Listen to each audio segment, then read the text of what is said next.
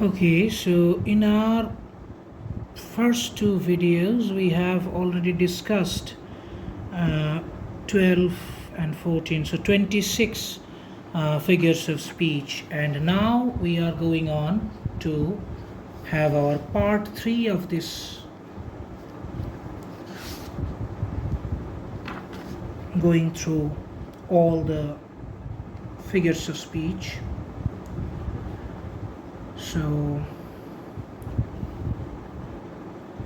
today we start with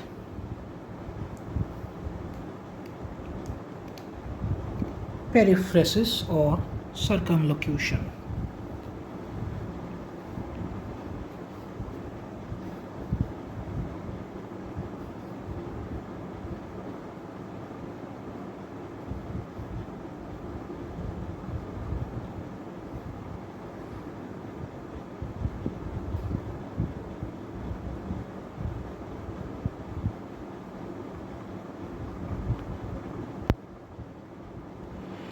Now, this is when you can say it in a word, you can say it directly, but you are, not going to the center directly. Center, I mean the center of your expression that you want to make. You are not going to you are not hitting the center directly, you are just going around in circles. That means, let us take an example like from Shakespeare.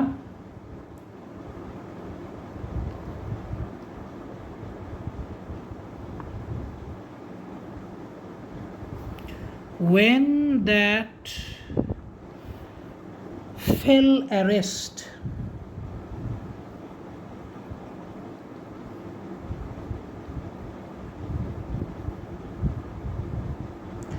without all bail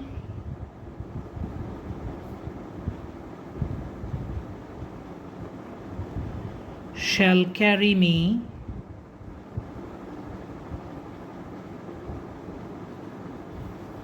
away.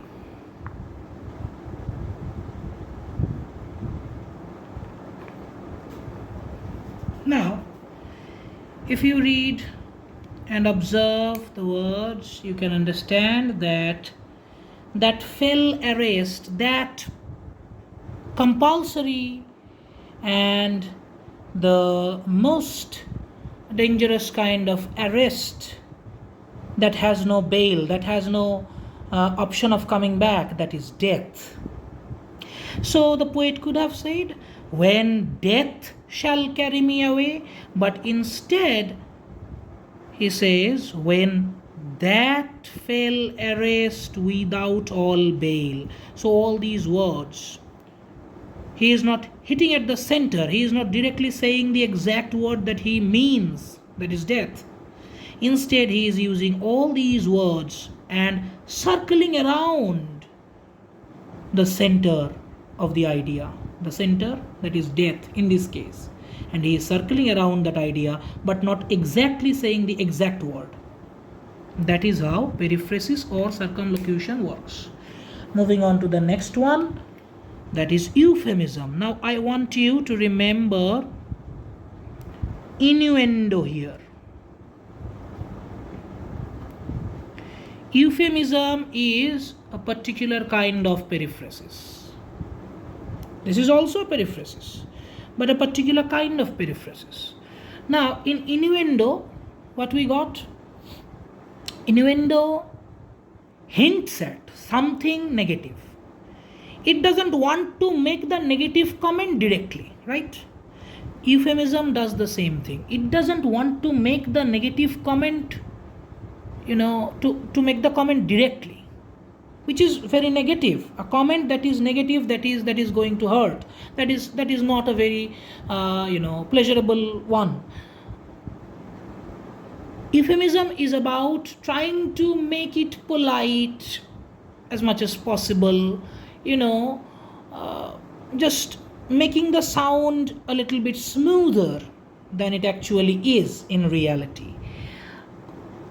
How? But euphemism does it, the style is of that periphrasis. How? Let us get an example. You could say that he failed in his exam, but that is a very direct comment, and that hurts a bit. He failed in his exam. So instead of uttering the word failed, you say that he could not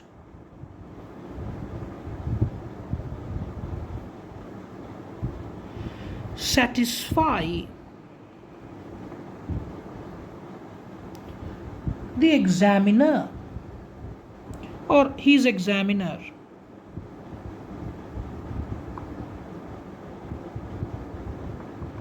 Right? So could not satisfy, that means he failed in his exam. But just like innuendo, you are not saying the negative thing directly, but this is not an innuendo. This is a periphrasis of a specific kind. In periphrasis, you just use more words to make it, you just go around circles to make the point. You don't directly go at the point. In euphemism, you are doing the same thing to avoid a particular statement that is very negative, that is hurting, that is not very pleasurable to hear. So you are trying to make it look polite as far as possible. That is euphemism. Next, meiosis.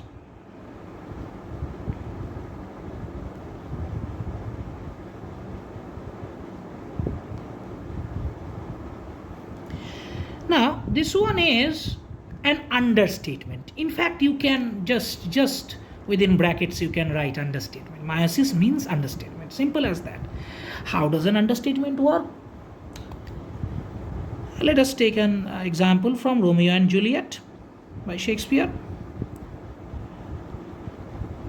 Romeo says, Mercutio is hurt. Okay, Mercutio is hurt, and Romeo says that, courage, man.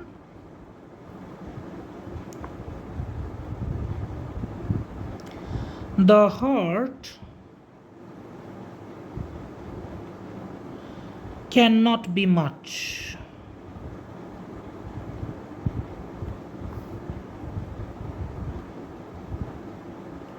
This is what Romeo says.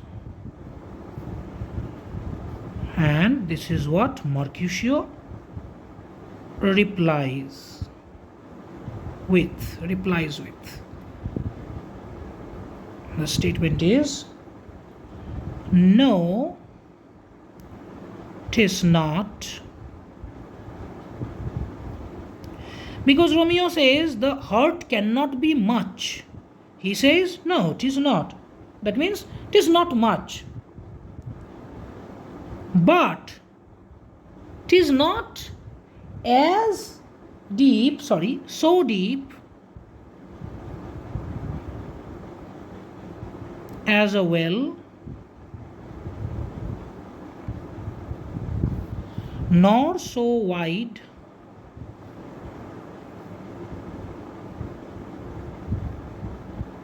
as a church door,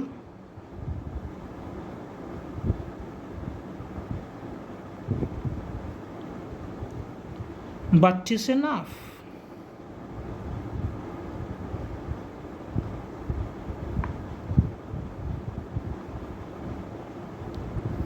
Twill serve.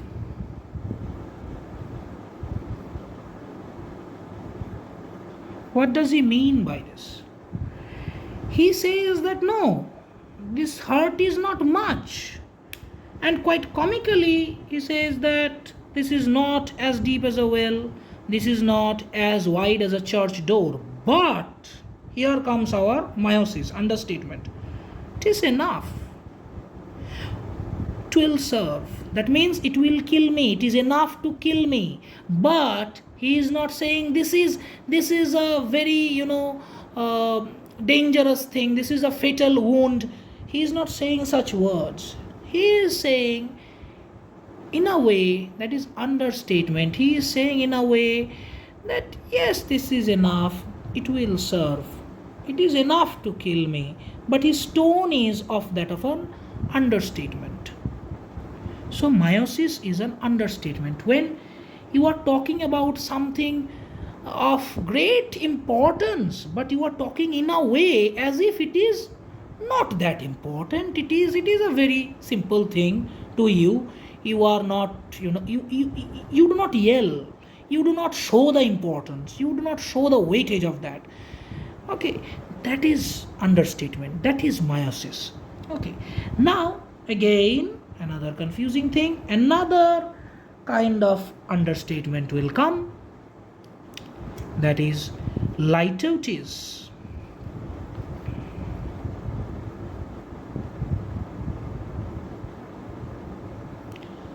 Litotes.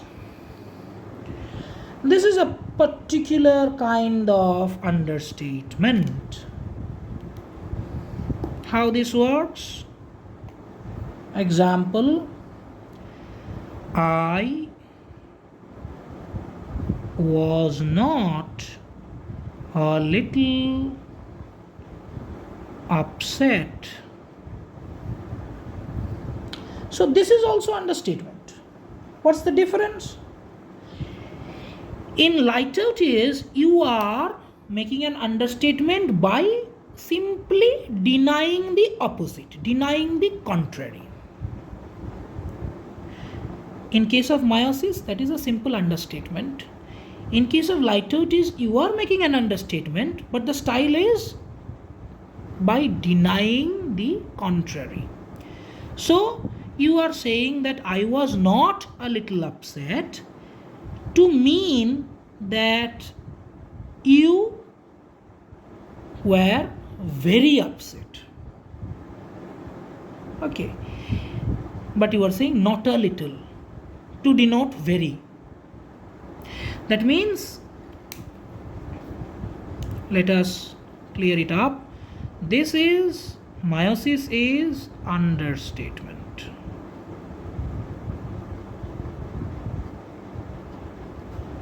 And this is denying the contrary.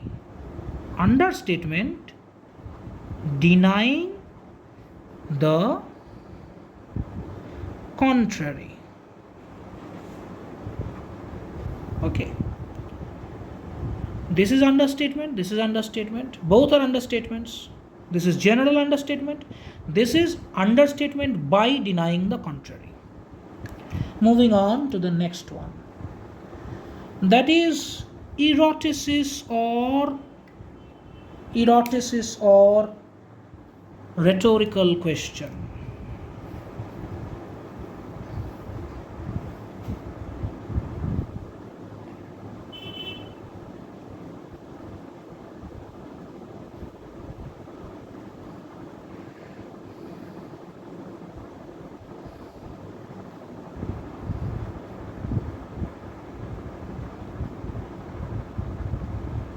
Rhetorical question. It's a common term. I think you already know the term. That when something is said in the form of a question, but the speaker is not trying to get an answer. In fact, the answer is meant through the question. Then it is a rhetorical question. Okay, how does this work? In Shelley's poem, the famous lines are like, if winter comes,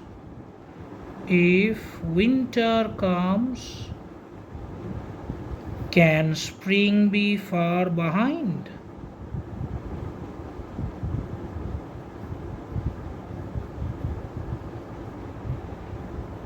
When we read the line, we understand that Shelley is actually saying that when winter comes, we are sure that spring will also come after the winter. But to emphasize the point, to convey this expression in an emphatic way, the poet presents it in the form of a question. So what is the definition of eroticist or rhetorical question?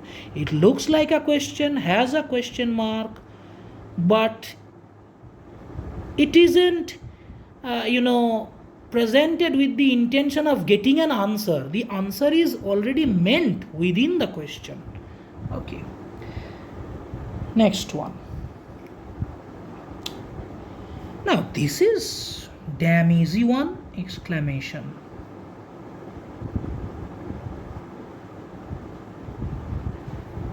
When excessive amount of emotion comes out of the poet and takes the form of an exclamatory expression, like Keats in the second stanza of Ode to a Nightingale writes like this: Oh for a beaker, full of sorry. Oh for a draught full of vintage. Oh for a draught of vintage. Then exclamation mark, and it goes on. Then the poet says, for a beaker full of the warm south. Full of the warm south. Again exclamation mark. So the poet is exclaiming, literally exclaiming, there is exclamation mark, and the poet is overflown with his imagination, his emotion. Simple as that. When you have exclamation mark, it can be, as I have already mentioned in one of the previous videos, that it is either exclamation directly, or perhaps it is an apostrophe. Someone is calling someone else by name. Oh wild west wind, exclamation mark, apostrophe. And oh for a draught of vintage, exclamation mark, exclamation. Done. Next one. Hendiadys.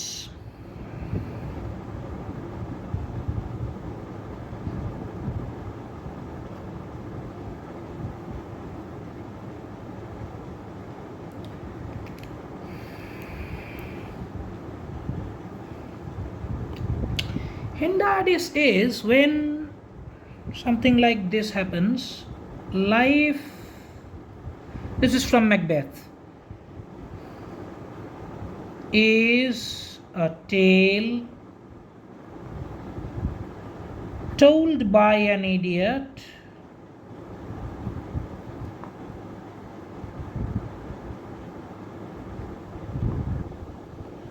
full of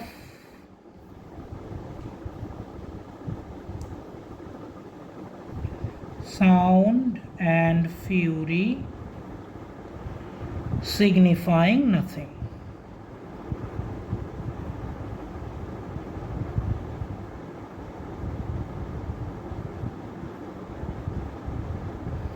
Okay, full stop. Now, this is tricky, a bit tricky sometimes. You have to read the line with pretty much a good amount of attention and understand that when the poet says full of sound and fury, he means furious sounds. But he says sound and fury. He is meaning a kind of, too much sound, too much exaggeration, a story told by a fool, full of sound and fury. That means full of furious sounds, but meaning nothing, which has no significance in the end. So he is trying to mean furious sounds, but he is saying sound and fury. So if you say furious sound, that is a phrase in which furious is adjective and sound is verb. But that phrase is presented here in the form of noun A, noun B, and in between there is an and.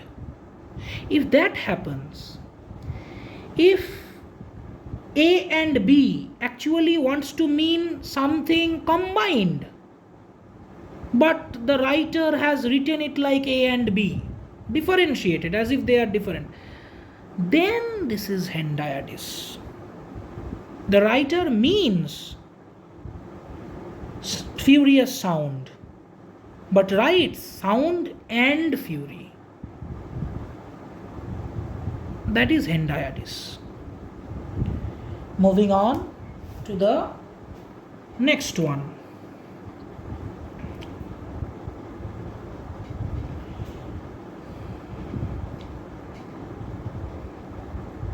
Chiasmus.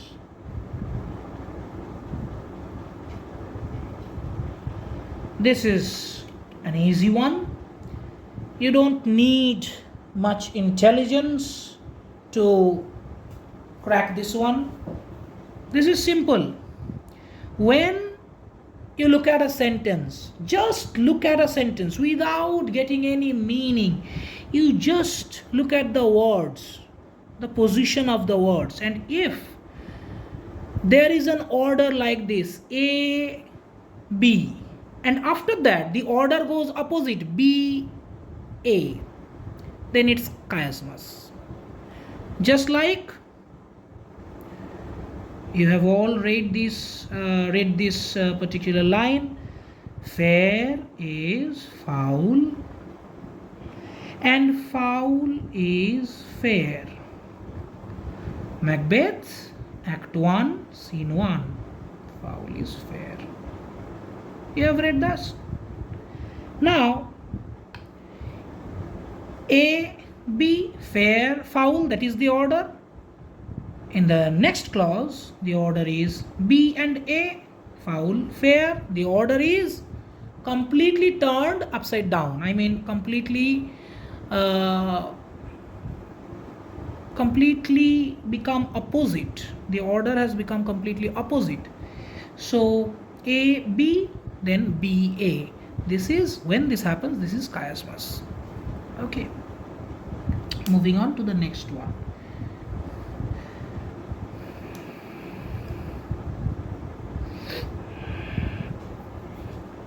Ellipsis.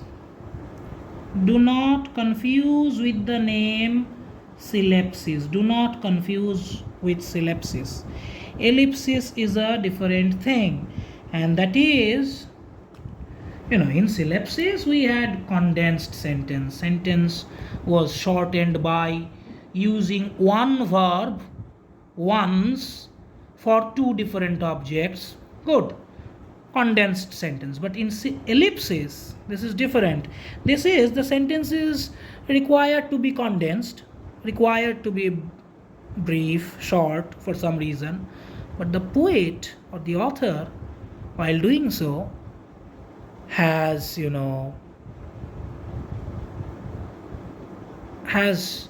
just overtook grammatical rules. And that is like when Milton writes, to thee no reason. Mind it, this is Milton, the boss of grammar. I mean, to thee no reason. Where is verb? Where is the verb? The sentence is incomplete. We can see that. But poets can do that. We are students, we cannot do that. So, when the poet does so, to make a sentence brief, to shorten a sentence, we can get the meaning. To thee no reason, when we read it, we understand that it means to thee, to you, this is no reason. But this is omitted to make it brief. So, to thee no reason, here we know that here should be a this is. To thee, comma, this is no reason. That should be the complete sentence according to grammatical rules. But we understand that. We understand what Milton is saying, what is meant by this expression, but the sentence feels incomplete. The sentence is incomplete, but The poet has managed to express what he wanted to express. So this is ellipsis. Moving on to the next one, that is zeugma.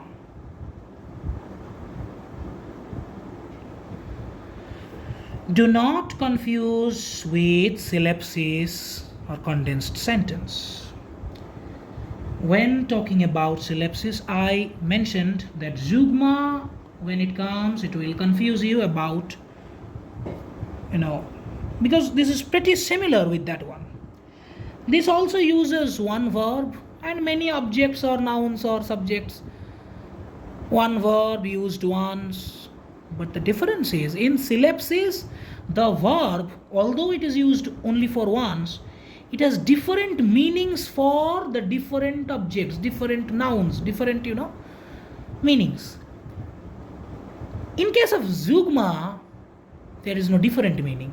The verb is used once for many objects or nouns or etc., but the meaning is also only one for all of them. So that is zeugma. Let's take an example from Shakespeare's sonnet. That time of year thou mayst in me behold,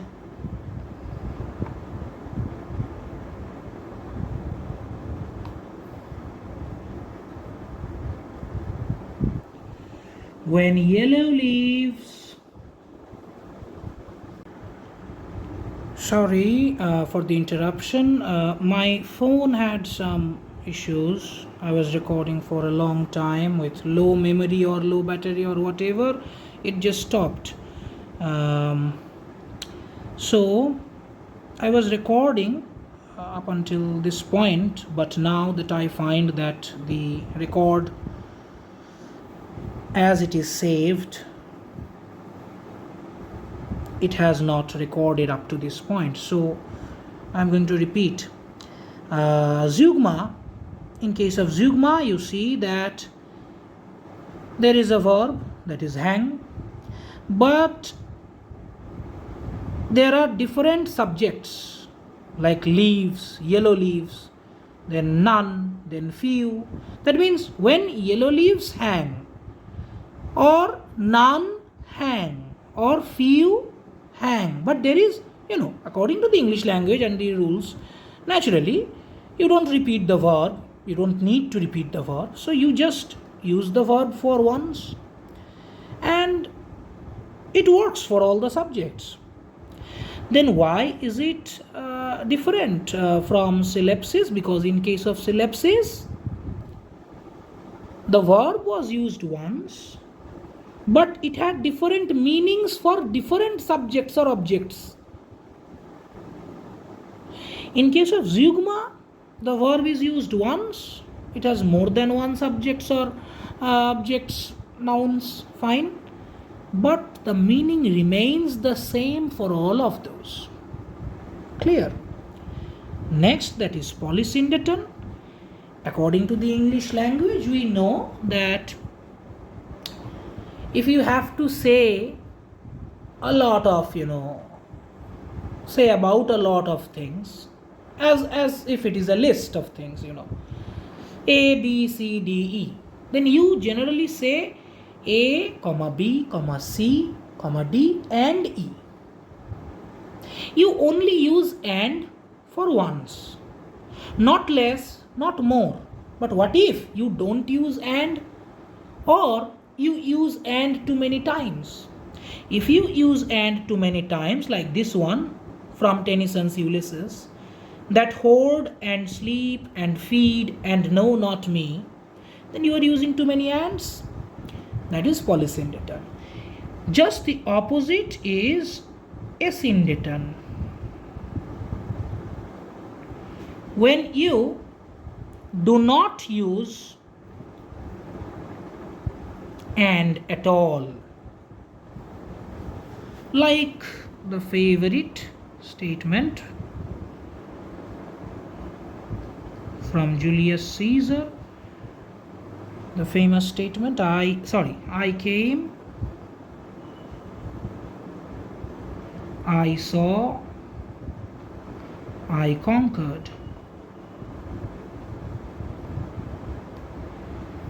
By the way, this is also an example of climax because of came, saw, conquered. But now we are looking at a syndeton. So this is a syndeton because clause, clause, clause, but there is no conjunction before the last clause. So a syndeton. Now hyperbaton or inversion.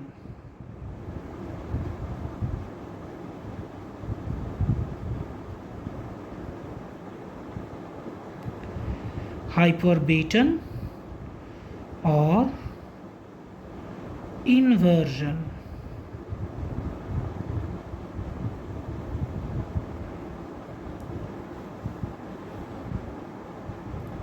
You know, in English language, the structure of a sentence should be like subject, verb, object. But if you change the order, if you just change the order like this one, sweet are the uses of adversity. Of course, Shakespeare. Now, sweet are the uses of adversity. The sentence, according to our normal learning of the English language, basic sentence structure should be like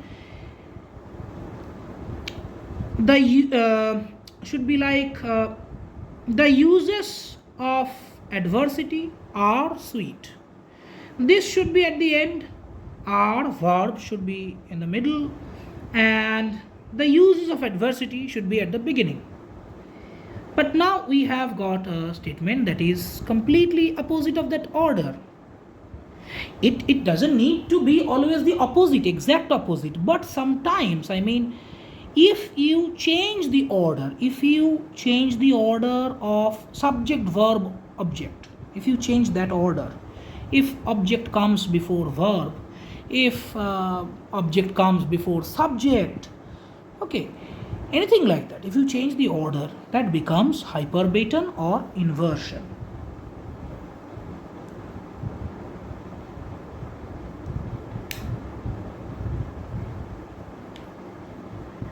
Now, next one is anaphora.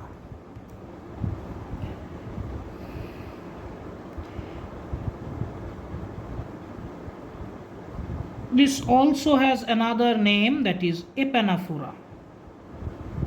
I don't know why. Why do you need so many confusing names? But they have. Anyway, anaphora. Anaphora is when a certain phrase or a certain word, certain part is repeating constantly at the beginning of clauses or beginning of sentences. Like Dickens's novel begins, "It was the best of times, it was the worst of times."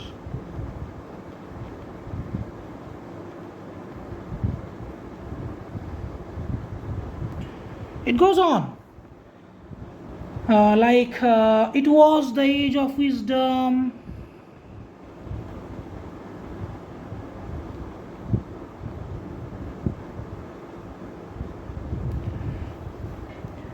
it was the age of foolishness.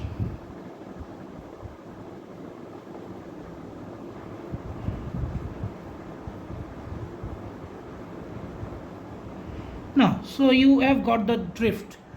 The thing is, it's a Dickensian line, so you will need half a page to complete one sentence. Anyway, you have got the drift, so naturally I am not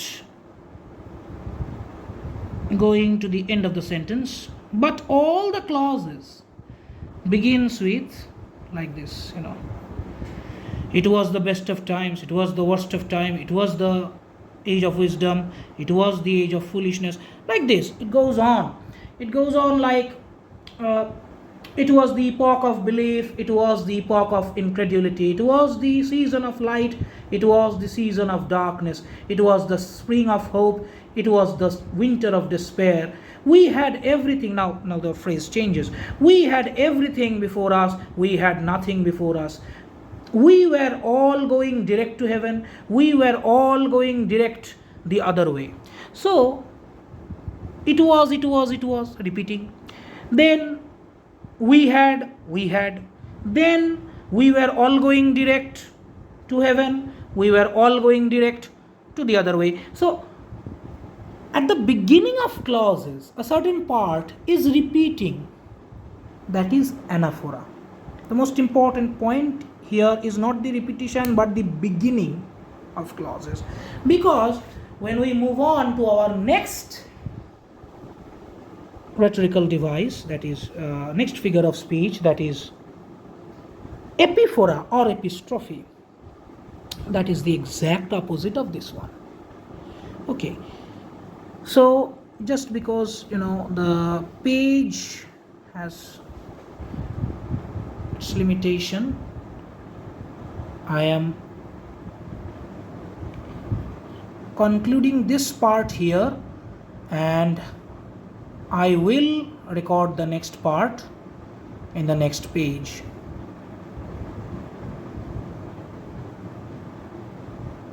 If you have got any help from this video, like, share, subscribe. Okay, thank you.